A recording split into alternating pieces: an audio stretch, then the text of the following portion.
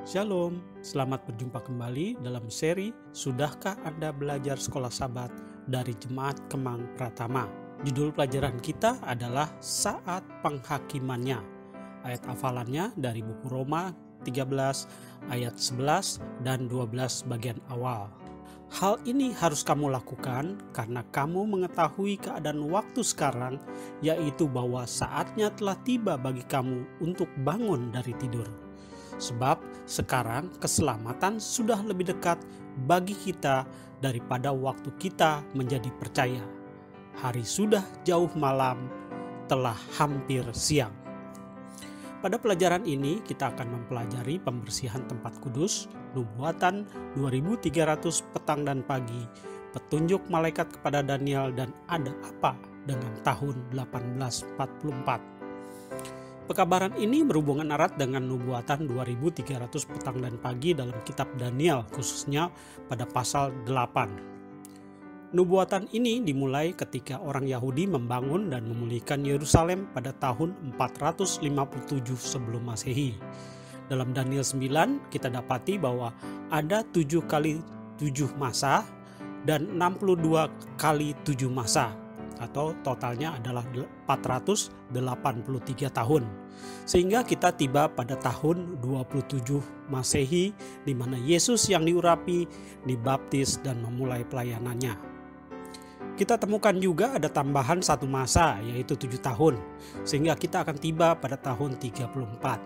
Pada tahun inilah Stefanus dibunuh dan sekaligus menandakan bahwa Injil bukan hanya untuk bangsa Yahudi tetapi juga untuk bangsa-bangsa lain. Semua masa ini dari tahun 457 sebelum Masehi sampai dengan tahun 34 Masehi berjumlah 490 tahun. Dan ini merupakan periode pertama dari nubuatan 2300 petang dan pagi.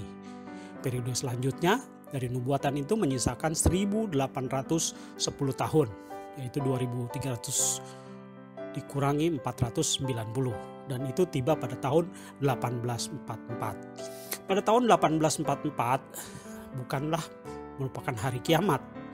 Sesuai dengan Daniel pasal 8 ayat 14 dikatakan bahwa tempat kudus itu akan dipulihkan dalam keadaan wajar. Imam besar biasanya melakukan pemulihan tempat kudus dengan berpindah dari bilik yang suci ke bilik yang maha suci. Dan inilah yang terjadi bahwa pada tahun 1844 yang diurapi Mesias atau Yesus Kristus berpindah ke bilik yang maha suci untuk memeriksa berkas-berkas setiap manusia. Dan inilah yang disebut penghakiman yang berlangsung sampai saat ini. Penghakiman ini merupakan bagian dari kabar keselamatan. Dengan penghakiman dapat dibuktikan bagaimana kasih Allah dan membuka tabir rencana jahat setan.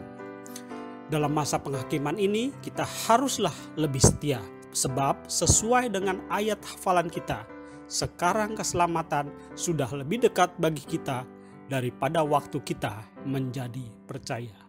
Tuhan Yesus memberkati.